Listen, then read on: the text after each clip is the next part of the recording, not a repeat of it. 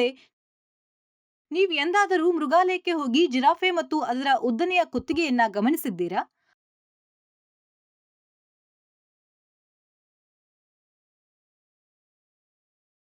ಅದು ಏಕೆ ಉದ್ದವಾದ ಕುತ್ತಿಗೆಯನ್ನ ಹೊಂದಿದೆ? ಇದಕ್ಕೆ ಉತ್ತರವನ್ನ ನೀವು ಇಲ್ಲಿ ಕಾಣಬಹುದು. ವ್ಯತ್ಯಾಸವು ಅವರ ಪೋಷಕರಿಗೆ ಹೋಲಿಸಿದರೆ ಸಂತಾನದ ಪಾತ್ರಗಳಲ್ಲಿನ ವ್ಯತ್ಯಾಸವಾಗಿದೆ ಮತ್ತು ಅದನ್ನ ಸ್ವಾಧೀನಪಡಿಸಿಕೊಳ್ಳಬಹುದು ಅಥವಾ ಆನುವಂಶಿಕವಾಗಿ ಪಡೆಯಬಹುದು ಎಂದು ನಿಮಗೆ ತಿಳಿದಿದೆ.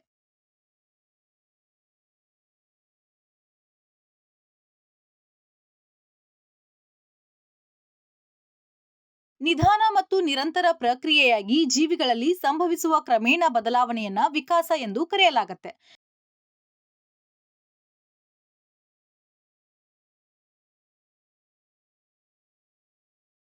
ಮತ್ತು ಈ ವಿಡಿಯೋದಲ್ಲಿ 10ನೇ ತರಗತಿಯ ಜೀವಶಾಸ್ತ್ರದಿಂದ ಆನುವಂಶಿಕತೆ ಮತ್ತು ವಿಕಸನದ ಪಾಠದಿಂದ ವಿಕಾಸ ಸಿದ್ಧಾಂತಗಳು ಎಂಬ ವಿಷಯವನ್ನ ಪರಿಚಯಿಸ್ತೇನೆ.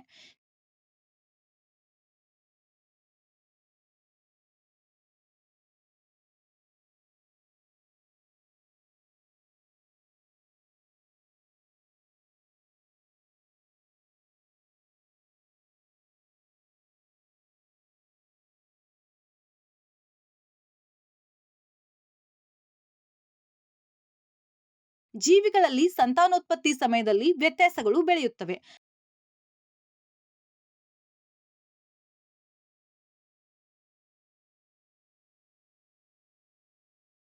ಲೈಂಗಿಕ ಸಂತಾನೋತ್ಪತ್ತಿ ಮತ್ತು ಡಿಎನ್ಎ ನಕಲು ದೋಷಗಳು ಜನಸಂಖ್ಯೆಯಲ್ಲಿ ಸಂತತಿ ವ್ಯತ್ಯಾಸಗಳಿಗೆ ಕಾರಣವಾಗುತ್ತೆ.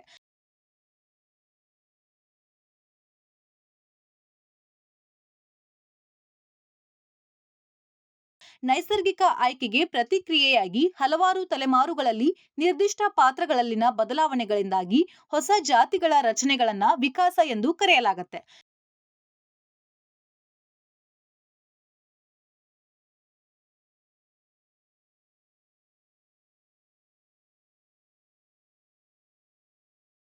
ಸಂಭವಿಸುವ ನೈಸರ್ಗಿಕ ಬದಲಾವಣೆಗಳನ್ನ ಲಾಮಾರ್ಕ್ ಮತ್ತು ಡಾರ್ವಿನ್ ಪ್ರಸ್ತಾಪಿಸಿದ ವಿಕಾಸದ ಸಿದ್ಧಾಂತಗಳ ಮೂಲಕ ವಿವರಿಸಲಾಗಿದೆ.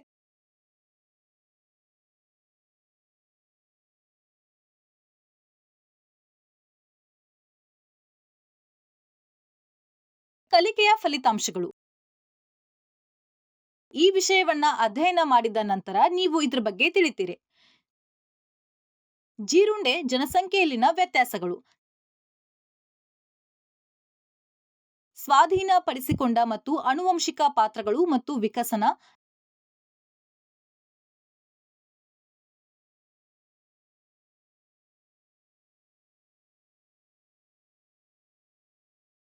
ಲಾಮಾರ್ಕಿಸಂ.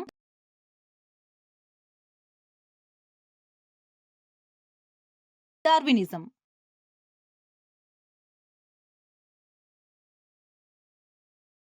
ಕೀವರ್ಡ್ಗಳು: ಮಾರ್ಪಾಡುಗಳು, ವಿಕಾಸ, ಜೀರುಂಡೆಗಳು, ಜೆನೆಟಿಕ್ ಡ್ರಿಫ್ಟ್,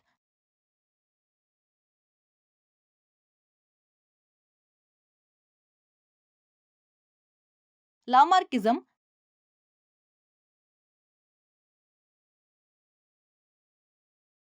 ಡಾರ್ವಿನಿಸಂ,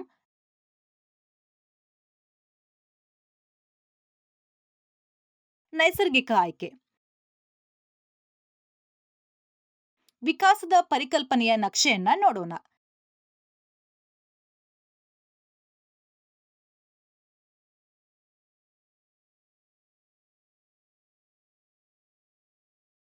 ಜೀರುಂಡೆ ಜನಸಂಖ್ಯೆಯಲ್ಲಿನ ವ್ಯತ್ಯಾಸಗಳು. ಕೀಟಗಳ ಜನಸಂಖ್ಯೆಯಲ್ಲಿನ ವ್ಯತ್ಯಾಸಗಳ ಪರಿಣಾಮಗಳನ್ನ ಅಧ್ಯಯನ ಮಾಡಲು ಪ್ರಯತ್ನಿಸೋಣ.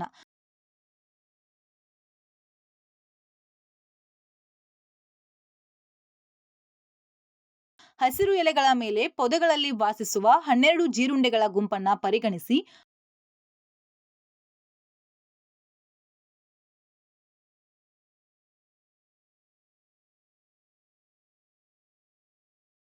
ಅವರ ಜನಸಂಖ್ಯೆಯು ಲೈಂಗಿಕ ಸಂತಾನೋತ್ಪತ್ತಿಯಿಂದ ಬೆಳೆಯುತ್ತದೆ ಮತ್ತು ಜನಸಂಖ್ಯೆಯಲ್ಲಿ ವ್ಯತ್ಯಾಸಗಳನ್ನ ಉಂಟುಮಾಡುತ್ತದೆ.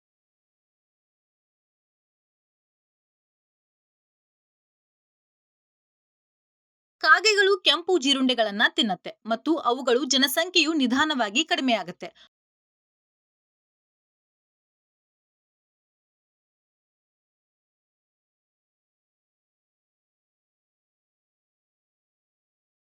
ಪುನರುತ್ಪಾದನೆಯ ಸಮಯದಲ್ಲಿ ಬಣ್ಣ ವ್ಯತ್ಯಾಸವು ಉಂಟಾಗತ್ತೆ.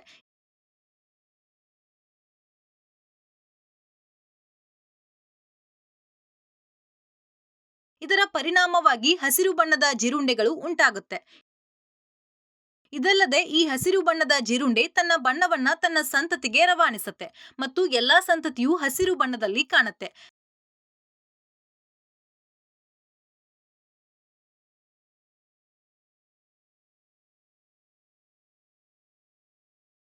ಕಾಗೆಗಳು ಪೊದೆಗಳ ಹಸಿರು ಎಲೆಗಳ ಮೇಲೆ ಹಸಿರು ಬಣ್ಣದ ಜೀರುಂಡೆಗಳನ್ನ ನೋಡೋದಿಲ್ಲ ಮತ್ತು ಆದ್ರಿಂದ ಕಾಗೆಗಳು ಅವುಗಳನ್ನ ತಿನ್ನೋದಿಲ್ಲ.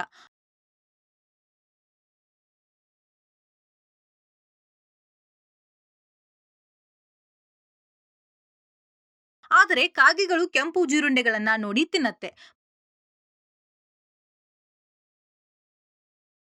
ಪರಿಣಾಮವಾಗಿ ಕೆಂಪು ಬಣ್ಣಗಳಿಗಿಂತ ಹೆಚ್ಚು ಹೆಚ್ಚು ಹಸಿರು ಜೀರುಂಡೆಗಳು ಅವುಗಳ ಸಂಖ್ಯೆಯಲ್ಲಿ ಕಡಿಮೆಯಾಗತ್ತೆ.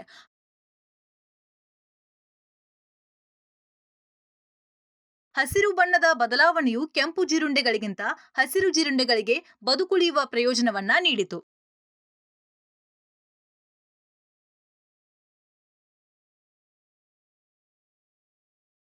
ಬೇರೆ ರೀತಿಯಲ್ಲಿ ಹೇಳುವುದಾದ್ರೆ ಇದು ಸ್ವಾಭಾವಿಕವಾಗಿ ಆಯ್ಕೆ ಮಾಡಲ್ಪಟ್ಟಿದೆ ಮತ್ತು ಕಾಗೆಗಳಿಂದ ಪ್ರಯೋಗಿಸಲ್ಪಟ್ಟಿದೆ.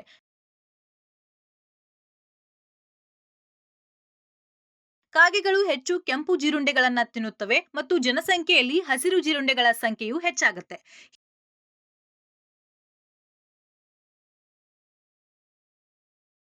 ಹೀಗಾಗಿ ನೈಸರ್ಗಿಕ ಆಯ್ಕೆಯು ಜೀರುಂಡೆ ಜನಸಂಖ್ಯೆಯಲ್ಲಿ ವಿಕಸನವನ್ನ ನಿರ್ದೇಶಿಸುತ್ತದೆ.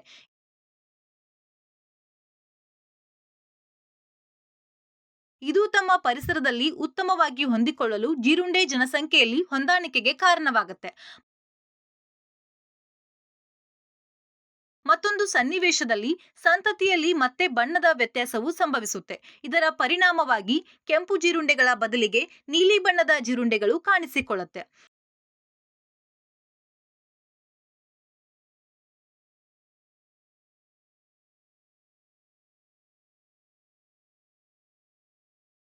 ನೀಲಿ ಬಣ್ಣವನ್ನ ಎಲ್ಲಾ ಸಂತತಿಗೂ ರವಾನಿಸಬಹುದು.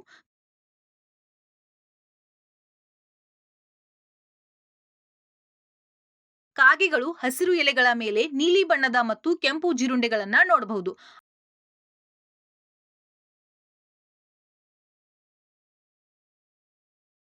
ಆದ್ರಿಂದ ಕಾಗೆಗಳು ಕೆಂಪು ಮತ್ತು ನೀಲಿ ಬಣ್ಣದ ಜೀರುಂಡೆಗಳನ್ನ ತಿನ್ನಬಹುದು.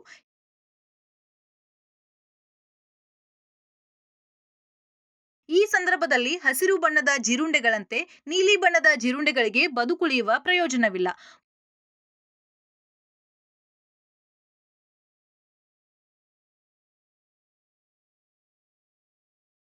ಒಂದು ಸನ್ನಿವೇಶದಲ್ಲಿ ಆರಂಭಿಕ ಜನಸಂಖ್ಯೆಯಲ್ಲಿ ಕೆಲವು ನೀಲಿ ಜೀರುಂಡೆಗಳು ಮತ್ತು ಹೆಚ್ಚು ಕೆಂಪು ಜೀರುಂಡೆಗಳು ಇವೆ.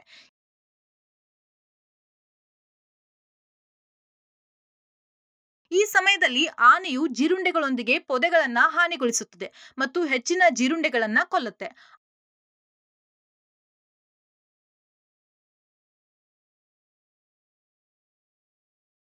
ಆಕಸ್ಮಿಕವಾಗಿ ಕೆಲವೇ ನೀಲಿ ಜೀರುಂಡೆಗಳು ಉಳಿದುಕೊಂಡಿವೆ ಮತ್ತು ನೀಲಿ ಜೀರುಂಡೆ ಜನಸಂಖ್ಯೆಯು ನಿಧಾನವಾಗಿ ಹೆಚ್ಚಾಯಿತು.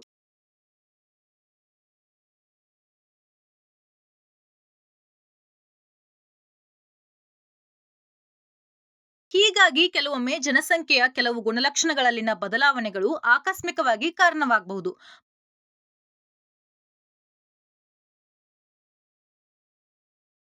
ಪಾತ್ರಗಳು ಜೀನ್ಗಳಿಂದ ನಿಯಂತ್ರಿಸಲ್ಪಡುತ್ತೆ ಮತ್ತು ಸಣ್ಣ ಜನಸಂಖ್ಯೆಯಲ್ಲಿ ಜೀನ್ಗಳ ಆವರ್ತನದಲ್ಲಿ ಬದಲಾವಣೆ ಇರುತ್ತೆ.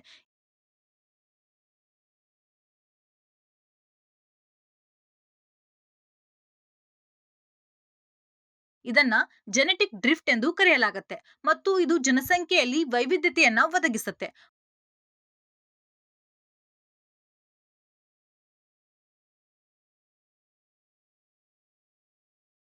ಮತ್ತೊಂದು ಪ್ರಕರಣದಲ್ಲಿ ಜೀರುಂಡೆಗಳ ಜನಸಂಖ್ಯೆಯು ಹೆಚ್ಚುತ್ತಿದೆ. ಆದ್ರೆ ಇದ್ದಕ್ಕಿದ್ದಂತೆ ಪೊದೆಗಳು ಸಸ್ಯ ರೋಗಗಳಿಂದ ಪ್ರಭಾವಿತವಾಗಿವೆ ಮತ್ತು ಜೀರುಂಡೆಗಳು ಕಡಿಮೆ ಆಹಾರ ಪದಾರ್ಥವನ್ನ ಪಡೆದುಕೊಂಡವು.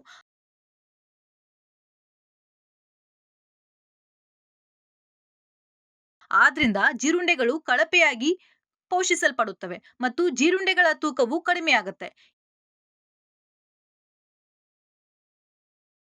ಇನ್ನು ಅವರ ಆನುವಂಶಿಕ ವಸ್ತುವಾದ ಡಿಎನ್ಎಯಲ್ಲಿ ಯಾವುದೇ ಬದಲಾವಣೆಗಳು ನಡೆಯುವುದಿಲ್ಲ.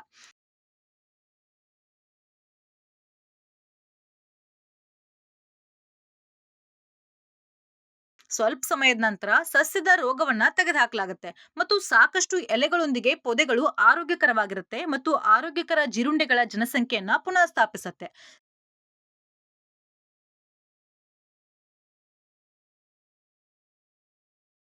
ಸ್ವಾಧೀನಪಡಿಸಿಕೊಂಡ ಮತ್ತು ಆನುವಂಶಿಕ ಪಾತ್ರಗಳು ಮತ್ತು ವಿಕಸನ.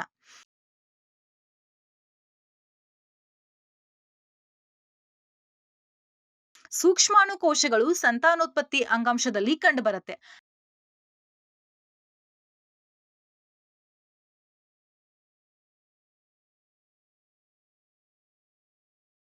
ಹಸಿವಿನಿಂದಾಗಿ ಜೀರುಂಡೆಗಳ ತೂಕ ಕಡಿಮೆ ಆದ್ರೆ ಅದು ಸೂಕ್ಷ್ಮಾಣು ಕೋಶಗಳ ಡಿಎನ್ಎಯನ್ನ ಬದಲಾಯಿಸುವುದಿಲ್ಲ.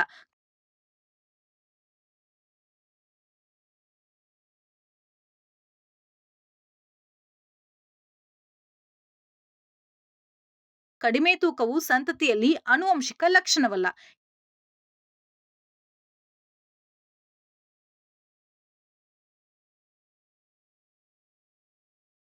ಕೆಲವು ತಲೆಮಾರುಗಳ ಜೀರುಂಡೆಗಳು ಹಸಿವಿನಿಂದ ತಮ್ಮ ತೂಕವನ್ನ ಕಳೆದುಕೊಂಡರೂ ಸಹ ಅದು ವಿಕಾಸನದ ಉದಾಹರಣೆಯಲ್ಲ, ಏಕೆಂದರೆ ಬದಲಾವಣೆಯು ಪೀಳಿಗೆಯಿಂದ ಆನುವಂಶಿಕವಾಗಿಲ್ಲ.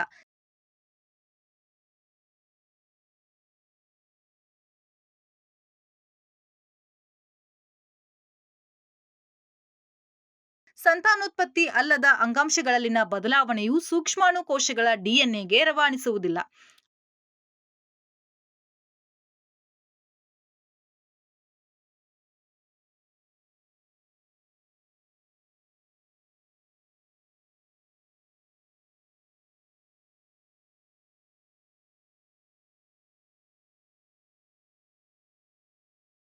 ಆದ್ದರಿಂದ ಅವರ ಜೀವಿತಾವಧಿಯಲ್ಲಿ ವ್ಯಕ್ತಿಯ ಅನುಭವಗಳನ್ನ ಸಂತತಿಗೆ ರವಾನಿಸುವುದಿಲ್ಲ ಮತ್ತು ವಿಕಸನವನ್ನ ನಿರ್ದೇಶಿಸಲು ಸಾಧ್ಯವಿಲ್ಲ.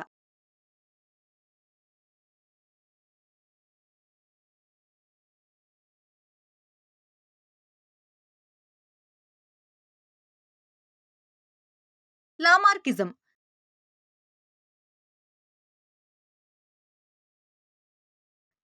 ಜೀನ್ ಬ್ಯಾಪ್ಟಿಸ್ಟ್ ಲಾಮಾರ್ಕ್ ವಿಕಾಸನದ ಸಿದ್ಧಾಂತವನ್ನ ಪ್ರಸ್ತಾಪಿಸಿದ ಮೊದಲ ವ್ಯಕ್ತಿ.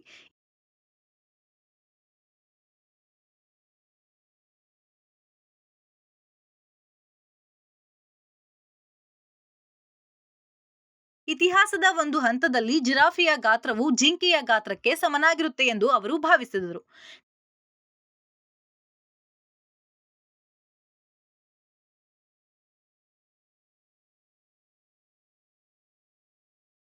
ನೆಲದ ಮೇಲೆ ಆಹಾರದ ಪದಾರ್ಥಗಳ ಕೊರತೆ ಮತ್ತು ಮರಗಳ ಕೆಳಗಿನ ಕೊಂಬೆಗಳನ್ನ ತಲುಪಲು ಜಿರಾಫೆಗಳು ತಮ್ಮ ಕುತ್ತಿಗೆಯನ್ನ ಚಾಚಲು ಪ್ರಾರಂಭಿಸಿದವು.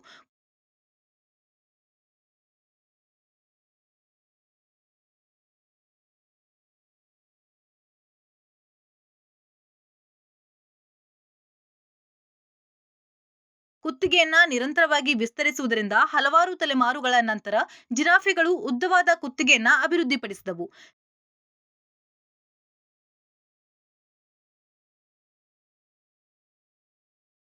ಜೀವಿಗಳ ಜೀವಿತಾವಧಿಯಲ್ಲಿ ಬೆಳವಣಿಗೆಯಾಗುವ ಅಂತಹ ಪಾತ್ರಗಳನ್ನ ಸ್ವಾಧೀನಪಡಿಸಿಕೊಂಡ ಪಾತ್ರಗಳು ಎಂದು ಕರೆಯಲಾಗುತ್ತೆ.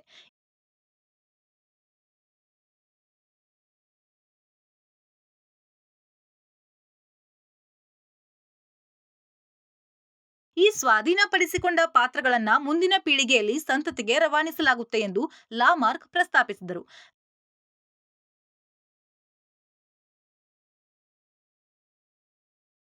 ಲಾಮಾರ್ಕ್ ಅವರು ಸ್ವಾಧೀನಪಡಿಸಿಕೊಂಡ ಪಾತ್ರಗಳ ಉತ್ತರಾಧಿಕಾರ ಸಿದ್ಧಾಂತವನ್ನ ಪ್ರಸ್ತಾಪಿಸಿದರು.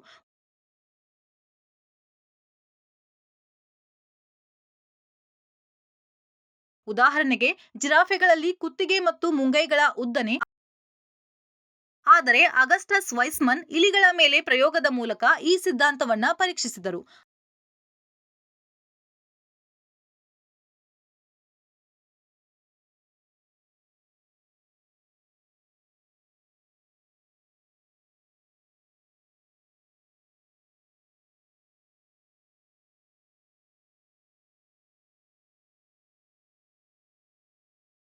ಅವರು ಪೋಷಕರ ಇಲಿಗಳ ಬಾಲವನ್ನ ತೆಗೆದುಹಾಕಿದರು ಮತ್ತು ಅವುಗಳ ಸಂತತಿ ಬಾಲಗಳೊಂದಿಗೆ ಸಾಮಾನ್ಯವಾಗಿದೆ ಎಂದು ಗಮನಿಸಿದರು.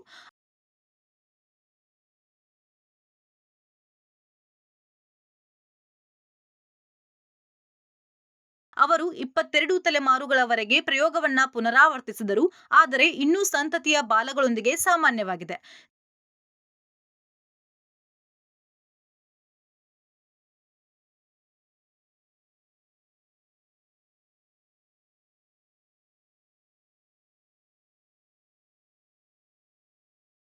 ದೈಹಿಕ ಬದಲಾವಣೆಗಳು ಆನುವಂಶಿಕವಾಗಿಲ್ಲ ಮತ್ತು ಸಂತತಿಗೆ ರವಾನಿಸುವುದಿಲ್ಲ ಎಂದು ಅವರು ಸಾಬೀತುಪಡಿಸಿದರು.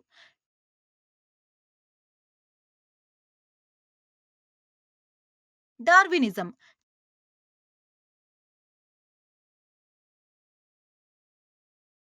ಚಾರ್ಲ್ಸ್ ಡಾರ್ವಿನ್ ಅವರು ನೈಸರ್ಗಿಕ ಆಯ್ಕೆ ಪ್ರಸಿದ್ಧ ವಿಕಾಸ ಸಿದ್ಧಾಂತವನ್ನ ಪ್ರಸ್ತಾಪಿಸಿದರು.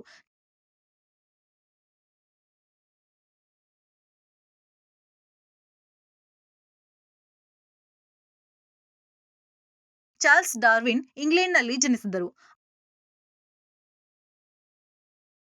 ಅವರು HMS ಬೀಗಲ್ ಹಡಗಿನಲ್ಲಿ 5 ವರ್ಷಗಳ ಕಾಲ ಸಮುದ್ರಯಾನಕ್ಕೆ ಹೋದರು.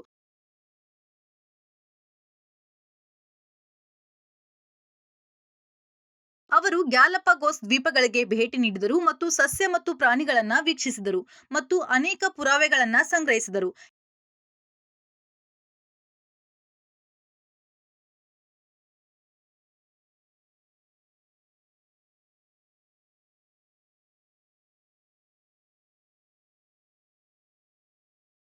ಗ್ಯಾಲಪಗೋಸ್ ದ್ವೀಪಗಳಲ್ಲಿ ರಚನೆಯಲ್ಲಿ ವೈವಿಧ್ಯತೆಯನ್ನ ಹೊಂದಿರುವ ಸಂಬಂಧಿತ ಪಿಂಚ್ ಪಕ್ಷಿಗಳ ಸಣ್ಣ ಗುಂಪನ್ನ ಡಾರ್ವಿನ್ ಗಮನಿಸಿದರು.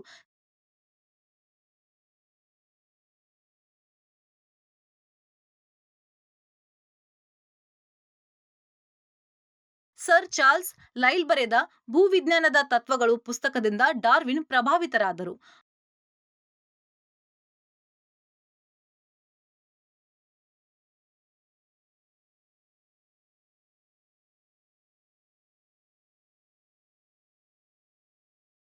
ಭೂವೈಜ್ಞಾನಿಕ ಬದಲಾವಣೆಗಳು ಏಕರೂಪದ ದರದಲ್ಲಿ ಸಂಭವಿಸಿದೆ ಎಂದು ಲೈಲ್ ಸೂಚಿಸಿದರು, ಆದರೆ ಡಾರ್ವಿನ್ ಈ ಕಲ್ಪನೆಯನ್ನ ಒಪ್ಪಲಿಲ್ಲ.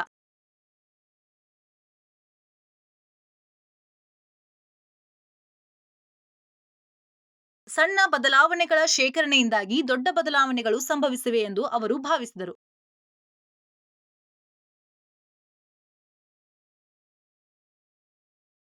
On essay on the principle of population ನಲ್ಲಿ ಬರೆದ ಮಾಲ್ಥಸ್ ಸಿದ್ಧಾಂತದಿಂದ ಡಾರ್ವಿನ್ ಕೂಡ ಪ್ರಭಾವಿತನಾಗಿದ್ದ.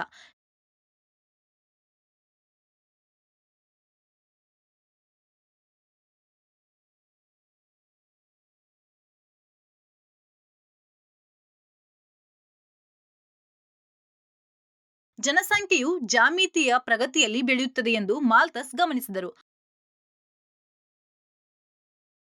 ಆದರೆ ಆಹಾರ ಮೂಲಗಳು ಅಂಕಗಣಿತದ ಪ್ರಗತಿಯಲ್ಲಿ ಹೆಚ್ಚಾಗುತ್ತೆ.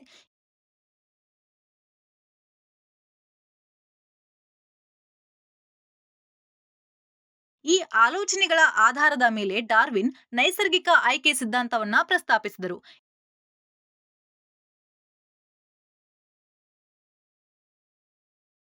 ಇದರರ್ಥ ಪ್ರಕೃತಿಯು ಯಾವ ಜೀವಿ ಬದುಕಬೇಕು ಅಥವಾ ನಾಶವಾಗಬೇಕು ಎಂಬುದು ಮಾತ್ರ ಆಯ್ಕೆ ಮಾಡುತ್ತದೆ ಅಥವಾ ನಿರ್ಧರಿಸುತ್ತದೆ, ಮತ್ತು ಇದನ್ನ ಸರ್ವೈವಲ್ ಆಫ್ ದಿ ಫಿಟೆಸ್ಟ್ ಎಂದು ಕರೆಯಲಾಗುತ್ತೆ.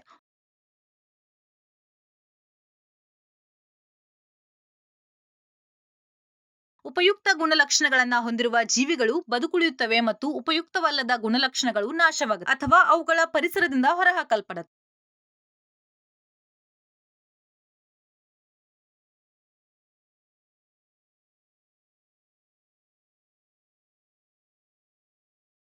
ಅಲ್ಫ್ರೆಡ್ ರಸೆಲ್ ವ್ಯಾಲೆಸ್ ಸಹ ಸ್ವತಂತ್ರವಾಗಿ ನೈಸರ್ಗಿಕ ಆಯ್ಕೆಯ ಹೊಸ ಜಾತಿಗಳ ಮೂಲಕ್ಕೆ ಕೊಡುಗೆ ನೀಡಿದೆ ಎಂದು ತೀರ್ಮಾನಿಸಿದರು.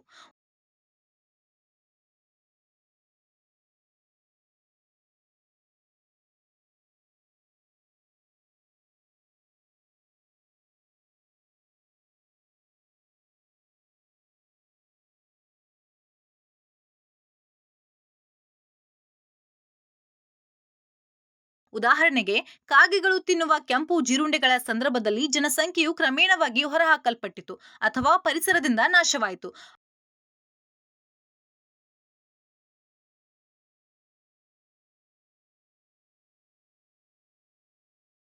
ಆದರೆ ಅದೇ ಸಮಯದಲ್ಲಿ ಹಸಿರು ಎಲೆಗಳ ಮೇಲೆ ಇರುವ ಹಸಿರು ಜೀರುಂಡೆಗಳು ಕಾಗೆಗಳಿಂದ ಗಮನಿಸಲಿಲ್ಲ.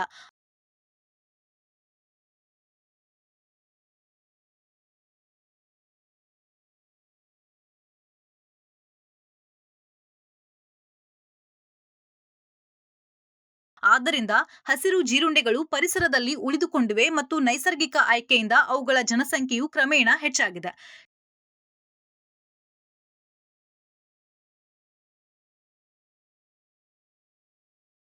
ಚಾರ್ಲ್ಸ್ ಡಾರ್ವಿನ್ ಮತ್ತು ಆಲ್ಫ್ರೆಡ್ ವ್ಯಾಲೆಸ್ ಜಂಟಿಯಾಗಿ ನೈಸರ್ಗಿಕ ಆಯ್ಕೆಗಳ ಬಗ್ಗೆ ಜರ್ನಲ್ ಆಫ್ ಲಿನ್ನಿಯನ್ ಸೊಸೈಟಿನಲ್ಲಿ ಲೇಖನವನ್ನ ಪ್ರಕಟಿಸಿದರು.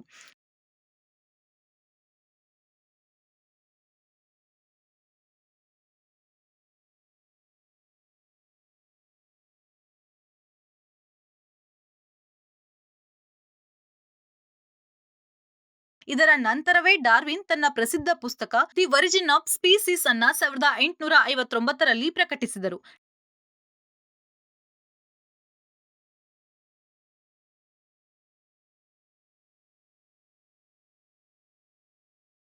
ಡಾರ್ವಿನ್ ಸಿದ್ಧಾಂತದ ಪೋಸ್ಟ್ಲೆಟ್ಗಳು ಜೀವಿಗಳ ಜನಸಂಖ್ಯೆಯ ಯಾವುದೇ ಗುಂಪು ವ್ಯತ್ಯಾಸಗಳನ್ನ ಅಭಿವೃದ್ಧಿಪಡಿಸುತ್ತದೆ ಮತ್ತು ಗುಂಪಿನ ಎಲ್ಲಾ ಸದಸ್ಯರು ಒಂದೇ ಆಗಿರುವುದಿಲ್ಲ ಎಂದು ಹೇಳುತ್ತೆ.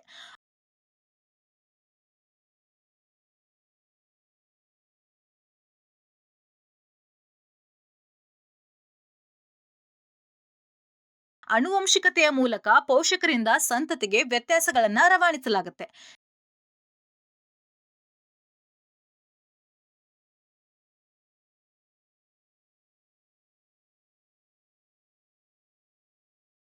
ನೈಸರ್ಗಿಕ ಆಯ್ಕೆಯಿಂದ ಸಂತಾನದ ಮಿತಿಮೀರಿದ ಯಾವುದೇ ಜನಸಂಖ್ಯೆ ಉಳಿವಿಗಾಗಿ ನಿರಂತರ ಹೋರಾಟಕ್ಕೆ ಕಾರಣವಾಗುತ್ತೆ.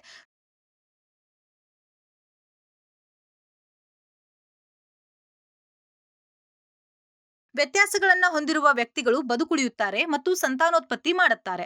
ಹೆಚ್ಚು ಕಾಲ ಬದುಕುತ್ತಾರೆ ಮತ್ತು ಕಡಿಮೆ ಉಪಯುಕ್ತ ವೈಶಿಷ್ಟ್ಯಗಳನ್ನ ಹೊಂದಿರುವ ಜೀವಿಗಳಿಗಿಂತ ಹೆಚ್ಚು ಸಂತತಿಯನ್ನ ಹೊಂದಿರುತ್ತಾರೆ.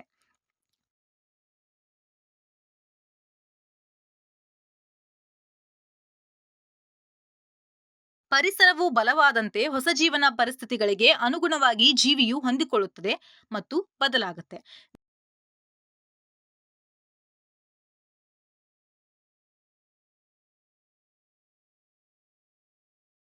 ದೀರ್ಘಾವಧಿಯಲ್ಲಿ ಜೀವಿಗಳ ಪ್ರತಿಯೊಂದು ಜಾತಿಯು ಹಲವಾರು ಬದಲಾವಣೆಗಳನ್ನ ಸಂಗ್ರಹಿಸಬಹುದು. ಅದು ಹೊಸ ಜಾತಿಯಾಗುತ್ತೆ. ಅದೇ ರೀತಿಯ ಆದರೆ ಮೂಲ ಜಾತಿಗಳಿಗಿಂತ ಭಿನ್ನವಾಗಿದೆ.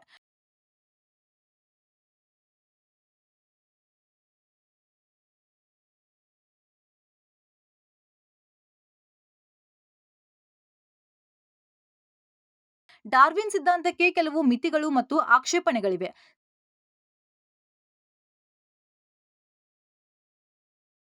ಸಂಶ್ಲೇಷಿತ ಸಿದ್ಧಾಂತ ಮತ್ತು ರೂಪಾಂತರ ಸಿದ್ಧಾಂತಗಳಂತಹ ಅನೇಕ ಹೊಸ ಸಿದ್ಧಾಂತಗಳನ್ನ ಮುಂದಿಡಲಾಗಿದೆ.